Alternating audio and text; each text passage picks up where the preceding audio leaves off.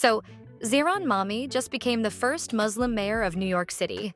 And 50 Cent, who is a New York native, is not too happy about that. In fact, he just posted this on his Instagram saying, "Rest in peace to New York City." And my job as someone who believes deeply in the public sector is to ensure that we're delivering public excellence. And that means every dollar that we raise, I want to be able to prove to you that it's every dollar that's being well spent. That's the relationship there. And I do have to say, even though we have a disagreement on tax policy, every time I get a death threat, I still listen to many men. And Republicans actively protect a pedophile just went off on 50 Cent. And honestly, he didn't lie. DL is saying he's tired of seeing rich celebrities talk like they're still for the people. But the second someone pushes a policy that might actually help regular folks, they panic. So, as you all probably know by now, Zohran Mamdani has been elected the new mayor of NYC. But the guy hasn't even moved into City Hall yet. And 50 Cent is already acting like New York's finished. And now DL is out here sending warning shots to 50 and exposing him for the fake he is. So, let's get into what went down and why 50 Cent's reactions sparked all this backlash to the point to where Mamdani himself had to address it. The working people of New York have been told by the wealthy and the well-connected that power does not belong in their hands. Tonight, against all odds, we have grasped it. The future is in our hands.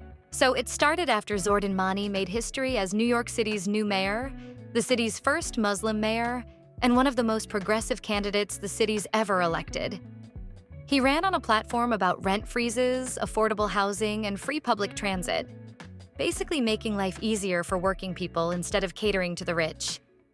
And that last part is why 50 Cent is now throwing a fit.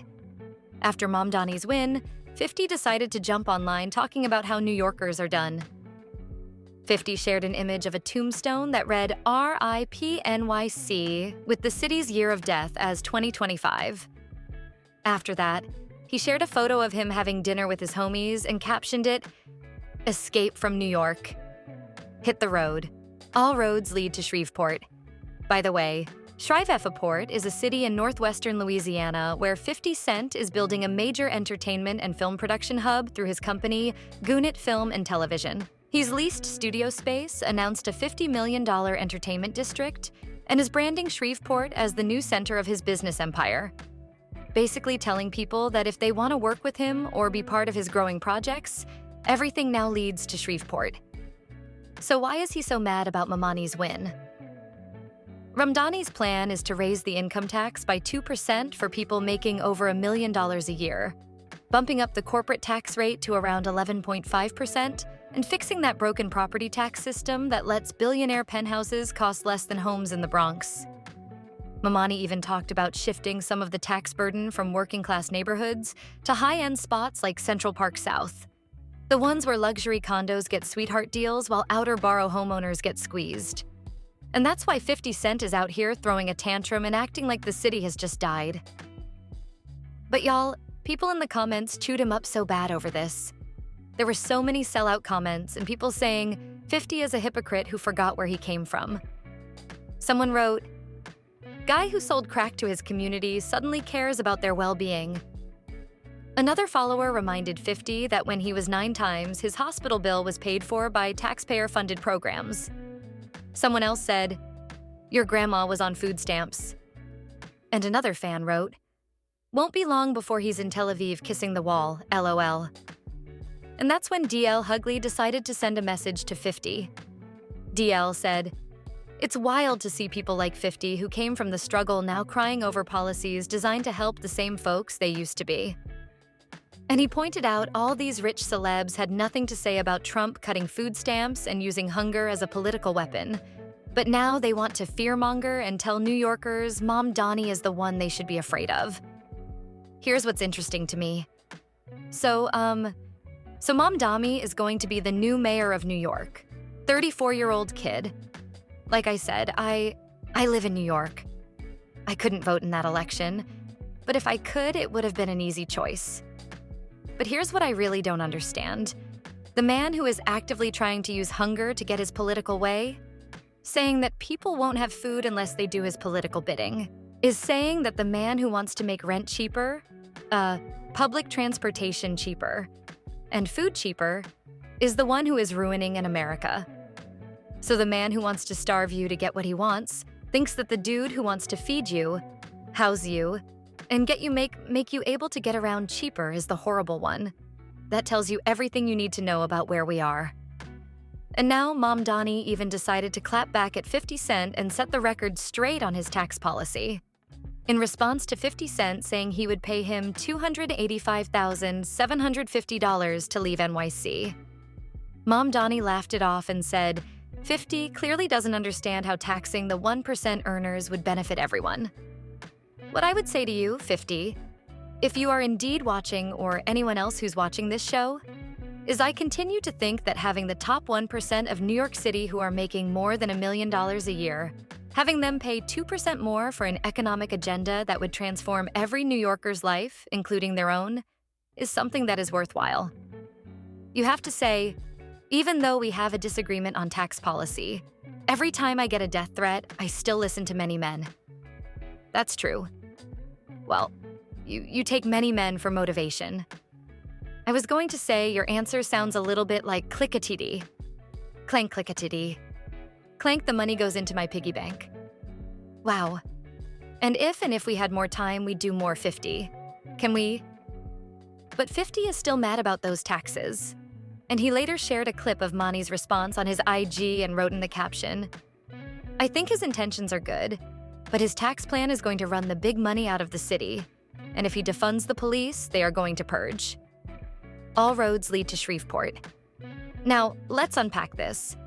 Because what 50 wrote there is a classic scare tactic. First off, rich people threatening to leave every time someone mentions higher taxes is the oldest bluff in the book. New York's been hearing that since the 70s, but the truth is they almost never leave because they know that this city is where the money is. Let me give you an example. Bill Amann, a billionaire hedge fund guy, spent months attacking Zohran Mamdani during the campaign, and not just disagreeing on policy. He went low. He shared racist posts about Mamdani, painted him like some radical threat to the city, and told everyone he'd pack up and move to Florida if Mamdani ever won. But check this out. The second Mamdani was announced as the winner, Amann tweeted this. Zohran Mamdani, congrats on the win. Now you have a big responsibility. If I can help NYC, just let me know what I can do. You can leave like you said you would. So what happened to moving to Florida? All of a sudden, Amann wants to help Mamdani run New York. Well, here's what had happened.